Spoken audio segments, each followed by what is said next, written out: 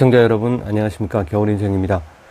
월요일부터 발매가 시작된 승무패 52회차에서는 챔피언스리그 4경기 그리고 유로파 10경기로 편성되어 있습니다. 자, 접근하는 방식에 따라서 굉장히 어렵게 갈 수도 있고 다소 쉽게 갈 수도 있지 않을까 보여지고요. 내가 경기를 선택할 권한이 없는 승무패 게임이기 때문에 어떤 방식으로든 최선의 과정을 만들어가면서 도전해 보겠습니다. 자, 유로컵으로 편성된 회차는 각각의 경기들을 분석해 나가는 과정도 중요하겠지만 개인적으로 리그 경기들과는 다른 루틴으로 접근하고 가능성 있는 해답을 찾아 나가기 때문에 52회차는 거꾸로 분석하는 루틴 그대로 시작을 해보겠습니다.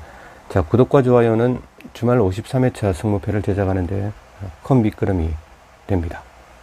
승무패 14경기와 마주하면은 우리가 선택할 수 있는 마킹 구간은 42곳이 있습니다.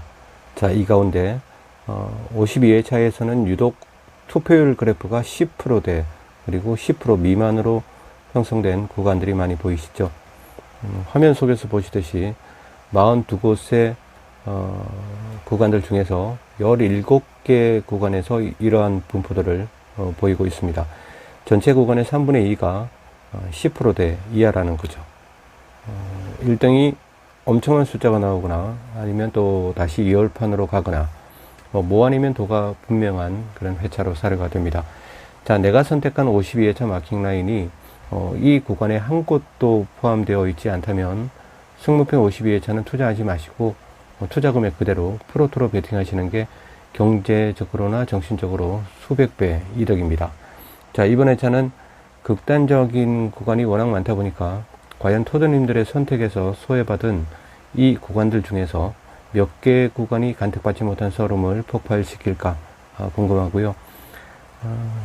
지금 화면 속에 지금 보시고 계시는 17곳의 짧은 구간들 중에서 과연 희망을 품어도 될 만한 매치업이 있는지 지금부터 한번 하나하나 건드려 보겠습니다. 먼저 1번 경기의 슬로반 브라티슬라바의 승리 구간부터 이 구간은 과연 가능성을 가져볼 수 있는 구간인지 살펴보겠습니다. 자, 해외 배당 구간에서는 5.00에서 4.60까지 업체들마다 편견을 두고는 있지만 현지 배당의 흐름만으로 놓고 본다면 슬로반 브라티슬라바의 승리 구간이 마감 전까지는 소폭이라도 이런 내림세를 이어갈 것으로 전망을 해볼 수는 있고요. 상대팀 미트윌란의 폴란드 국대죠. 최전방 푸크사의 결장 가능성 그리고 조규승의 무릎 부상의 완쾌 여부가 맞물려 있는 게임이기 때문에 1번 경기의 10%대 구간은 정배당 매니아 분들께서 마냥 안심할 수만은 없는 구간으로 사료가 됩니다. 자, 다음은 유로파 경기로 넘어와 보겠습니다. 자, 5번 경기는 오스트리아 린츠와 루마니아 부쿠레슈티와의 패배 구간이 13%대에서 사흘째 변동이 없습니다. 자, 스코드 1선의 국적이 모두 다른 오스트리아 린츠와는 달리 부쿠레슈티는 브라질의 펠리페를 제외하고는 7명 전원이 루마니아 국적의 최전방 자원들인 만큼 조직적인 전술의 이행 능력은 린츠보다 못할 이유가 없겠죠.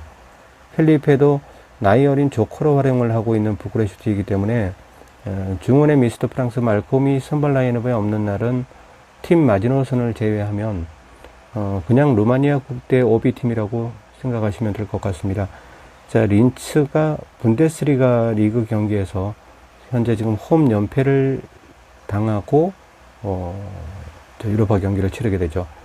그래서 이 홈 연패를 당한 상황이라는 점이 이러한 점이 주는 갖가지 생각에서 흔들리는 배트 입장에서 보면 5번 경기 또한 10%대 구간 출몰해서 자유로울 수는 없다고 보여집니다.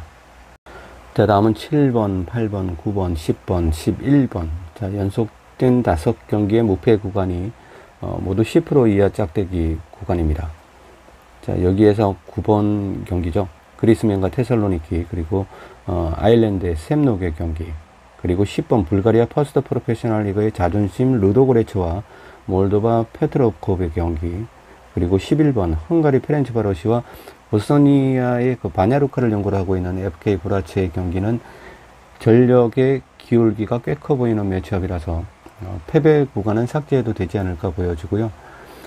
축구라는 스포츠의 특성상 아무리 팀 레벨의 차이가 나도 무승부 구간은 그냥 패스할 수는 없어 보이고요. 또 한 경기 정도는 2월에 서막을 열 수도 있다고 생각을 해보고 있습니다.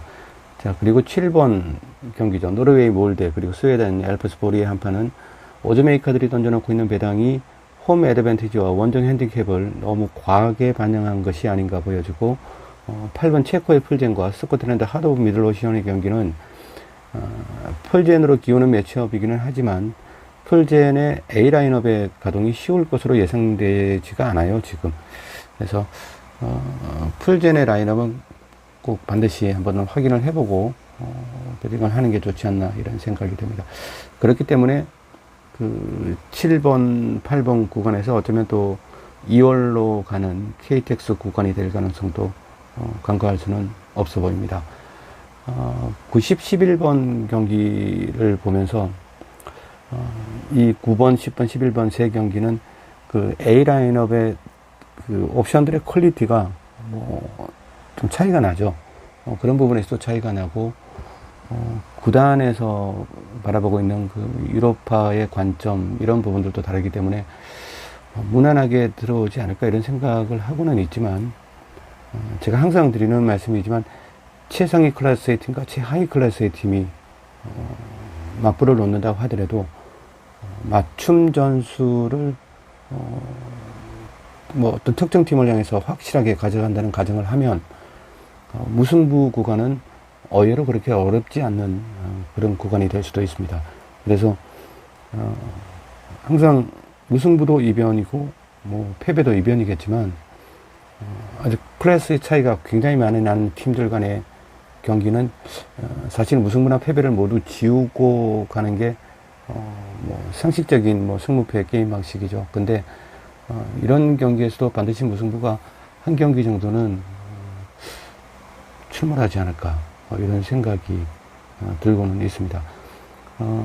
저는 전체적으로 9번, 10번, 11번 경기는 일단 그 홈팀의 승리를 가져갈 건데 무승부 한 경기를 어느 쪽에 9번, 10번, 11번 어느 팀에게 붙여서 가지치기를 해서 가볼까 이런 생각을 해보고 있습니다. 정답은 아니고요. 개인적인 어떤 루틴의 하나니까 그냥 그러려니 하고 이렇게 받아주시면 감사하겠습니다. 그리고 새벽 시간이라서 제가 좀 목소리를 좀 조용하게 방송을 하고 있습니다. 자, 이 점 양지해 주시면 대단히 감사하겠습니다. 자, 다음 12번 경기는 4시즌 만에 지금 슈페르리그 챔피언을 누리고 있는 베식타스거든요. 그래서 지금 물론 베식타스의 리그 행보가 지금 놀랍기는 하지만 지난해 컨퍼런스에서 만나서 개고생했던 루가노와의 추억이 되살아날 법도 합니다. 1승 1패를 거뒀죠. 서로가 원정에서 승리를 챙겨왔는데 경기를 한번 살펴봤어요. 두 팀의 경기. 경기 내용은 시간 관계상 구체적으로 말씀드릴 수는 없지만 의외로 루가노가 이 경기에서 또 선전을 할 수도 있지 않을까 이런 생각도 들고요. 루가노 같은 경우는 굉장히 기복이 심하다 우리가 이렇게 생각을 하고 있는데 한편으로 보면은 이 경기를 치르기 전에 이미 이 경기에서 우리가 가져갈 수 있는 어떤 그 선택의 목적을 먼저 정해놓고 하는 것 같은 그런 느낌도 들고요. 의외로 쉽게 이길 수 있는 경기 같은데도 쉽게 내주고 굉장히 어려울 것 같은 경기는 또 물론 어렵지만 결과물을 가져오고 이런 부분들을 보면 리그 경기와 유로파 경기를 보면 굉장히 다른 어떤 전술과 조금 어느 쪽에 치중을 더 두는지는 개인적으로 판단을 하지는 못하겠습니다. 하지만 리그에서 보여주는 행보와 유로파에서 보여주는 행보가 분명히 다른 팀이기는 합니다.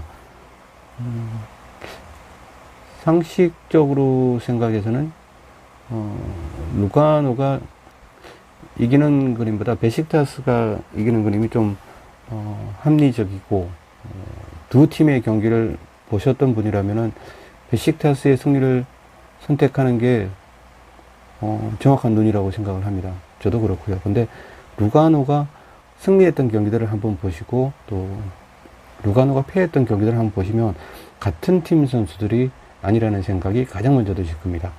그 정도로 모르겠습니다. 벤치에서 어떤 상황들을 가져가려는지 모르겠지만 제가 유로파 경기들을 가지고 이렇게 한 번씩 질문을 주시는 지인님들이나 뭐 멤버십 가족님들에게 제가 답변을 드리는 부분이 유로파 경기에서는 그 스쿼드의 인원수 그리고 이런 부분들도 굉장히 중요하고요.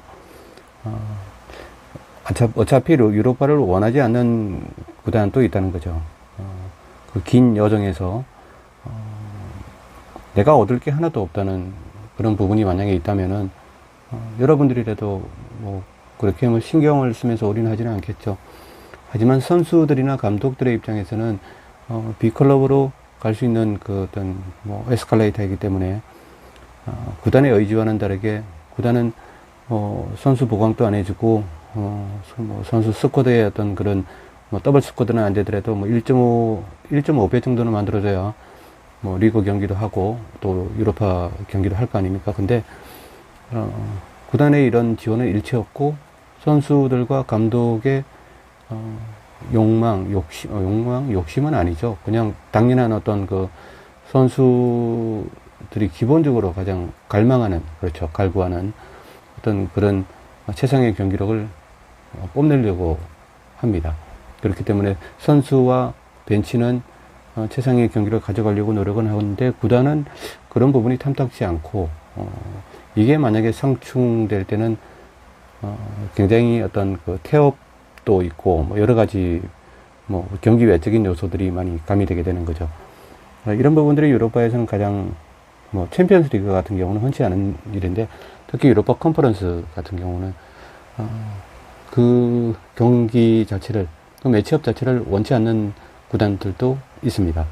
오히려 운영 자금만 더 소요되고 들어오는 돈보다 나가는 돈이 더 많은 거죠. 선수들도 확보를 해야 되고 어떤 그런 부분들 때문에 유로파 경기들은 굉장히 또 주의 깊게 어떤 라인업이나 아니면 라인업의 구성 요소 그리고 지난 경기 그리고 지난 시즌의 어떤 유로파 경기들과 리그 경기들을 병행해서 보면 어떤 다른 점을 분명히 느낄 수 있을 거라고 생각이 듭니다. 아무튼 그 루가노 같은 경우는 2, 3선의 2선과 3선의 그 다국적 라인업이 굉장히 특유의 경쟁력 있는 퍼포먼스를 보여주고 있죠. 그렇기 때문에 이 2, 3선에서 얼마나 자연스럽게 경쟁력 있는 모습을 묻어내느냐에 따라서 12번 경기의 10%대 구간, 자, 승리 구간이죠. 이 구간이 투더들의 그 희비를 엇갈리게 할 공산도 배제할 수는 없어 보입니다. 글쎄요, 저도 이 경기 때문에 굉장히 많은 시간을 소모했고, 또, 오늘 새벽에 또 이 12번 경기에 관련해서 또 한 경기를 보려고 다운을 받아놨는데, 한번, 결과가 굉장히 궁금해지는 경기이기도 합니다. 그리고 13번 경기도 유로파가 낯선 아약스, 낯설겠죠. 챔피언스 리그가 아약스에게 낯설지 않은 무대고 유로파는 오히려 아약스에게는 낯선 무대가 되지 않을까 생각됩니다. 지난 시즌에 폴란드 엑스트라 클라사에서 우승을 했던 팀입니다. 야기엘로니아의 낯선 원정 그라운드, 이 부분이 아약스가 가장 걱정해야 될 부분이 아닌가 이런 생각이 듭니다. 폴란드 리그는 뭐 원정팀이 항상 어렵죠.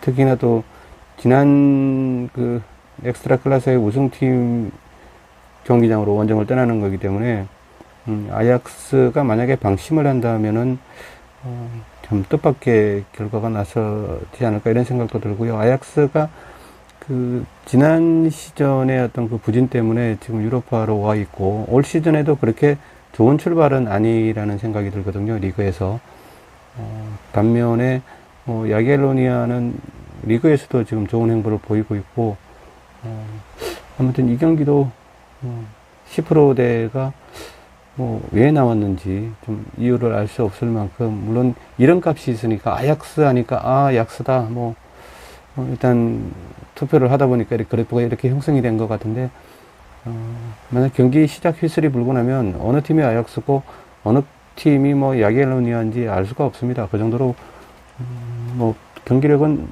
비슷하지 않나 이렇게 보여집니다.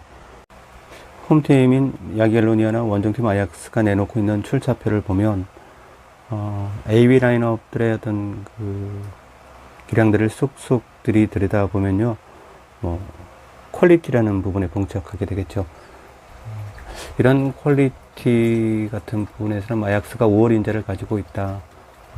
이런 부분에서는 부정하고 싶지는 않습니다. 하지만 축구라는 게 기량이라든지 뭐 몸값 뭐 이런 부분들, 여기에서 모든 결과들이 도출되는 건 아니거든요. 축구라는 건 전술이 있고 그 전술을 그라운드에서 어떤 그 펼쳐나가는 일련의 과정들, 그 과정들 속에 숨어 있는 조직력, 자, 이런 부분들이 우리가 흔히 알고 있는 그 정배당을 뒤엎게 되는 이변 경기들의 중심에 있다는 거죠. 그래서 이 경기는 당연하게 이 팀이 이길 건데, 이변이 났던 경기들을 보면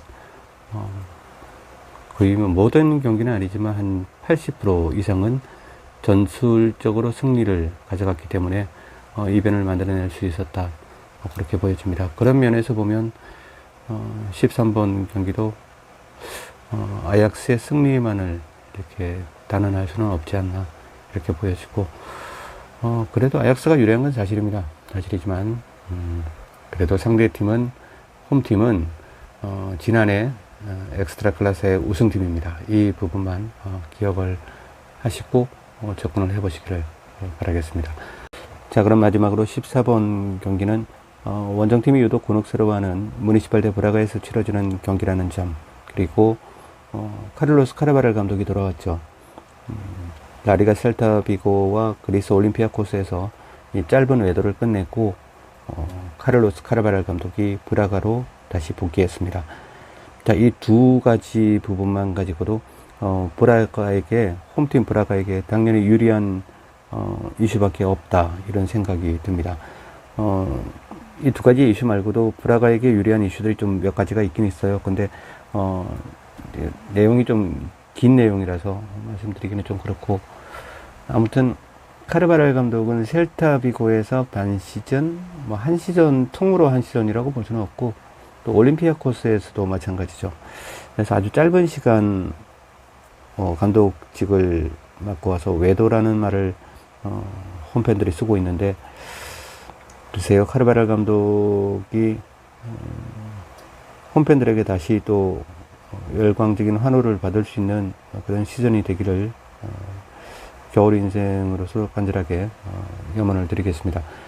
아무튼 브라가에게 유리한 한판인 것만큼은 사실입니다. 하지만 원정팀이 하필 오스트리아 전통의 강호 라피드 비닝 관계로 이 경기 또한 2월에 시그널을 던져주는 이변존의 시야에서 완전히 벗어났다고 볼 수는 없을 것입니다. 자, 이렇게 보면 9번, 10번, 11번 경기를 제외한다 손치더라도 7경기에 퍼져 있는 10% 이하 투표율 11의 구간들 중에서 어떤 구간을 동행해 볼 건지에 관해서 고민해 볼 거고요.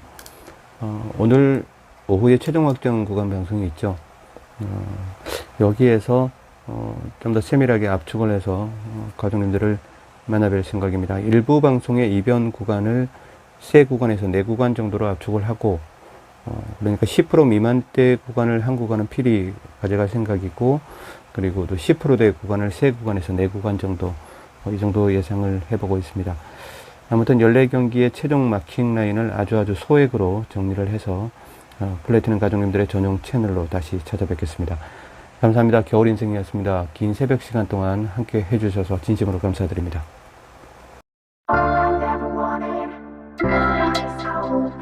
All I've ever needed was an ice cold man.